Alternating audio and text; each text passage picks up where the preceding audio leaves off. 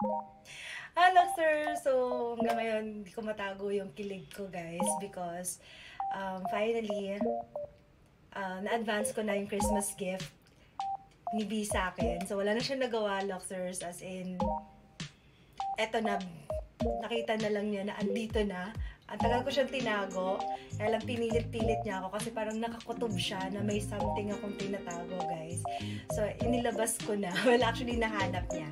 And, this is one of my dream watch. Finally, na-achieve na natin siya. And I'm excited to share it with you, Luxer.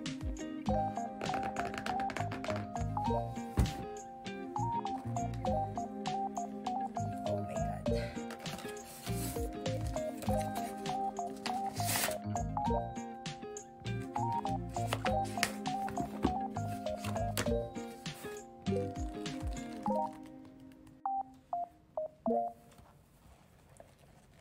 Grabe.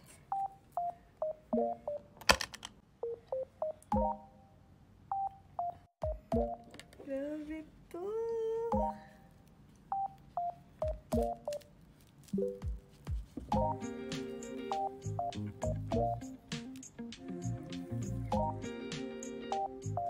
Guys, wag na tayo mag-price reveal utang na loob. So, I think parang hindi naman siya makakabili ng 3 bahay. Pero ito, ipakita ko sa inyo na natanggal ko na yung plastic niya. Well, ginamit ko siya nung nag-live ako on TikTok.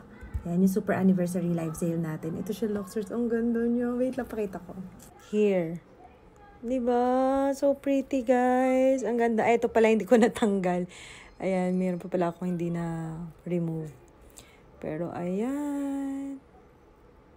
So, yun na nga, matagal ko siyang tinago. And alam ni B na matagal ko ng pangarap to. Matagal ko nang gustong-gustong magkaroon nito, guys. And finally, grabe, kinikilig talaga ako. Sorry. Okay, may sikreto ako sasabihin sa inyo. Kasi, dalawa talaga yan.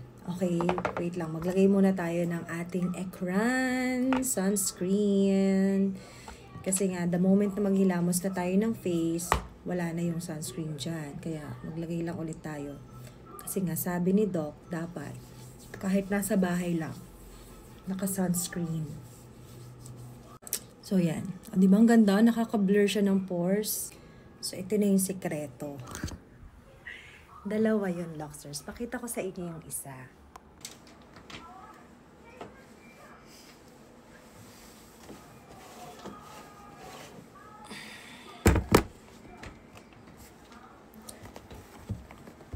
Bakit siya naging dalawa? So, ito yung isa, guys. Ayan yung isa. So, bakit ba siya naging dalawa? Kasi, supposedly, tigisa dapat kami ni B. Parang couple watch. Eh, kaya lang, nung, yan, yung nakita niya na, hindi niya type yung Patek. Hindi niya bet. Alam niyo naman si B, diba? Hindi talaga siya maganitong tao.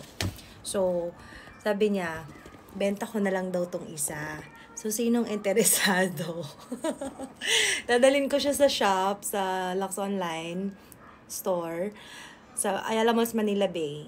Doon ko siya dadalhin. So, kung interesado kayo makita yung ating Patek Philippe watch na. Pero ibang kulay to, ha. Yung sa akin kasi is rose gold. Ito naman is yung silver color. So, yan. If interested kayo, guys, ayan. This is also brand new. Hindi ko nabubuksan. Pero kung gusto nyo, comment na lang kayo.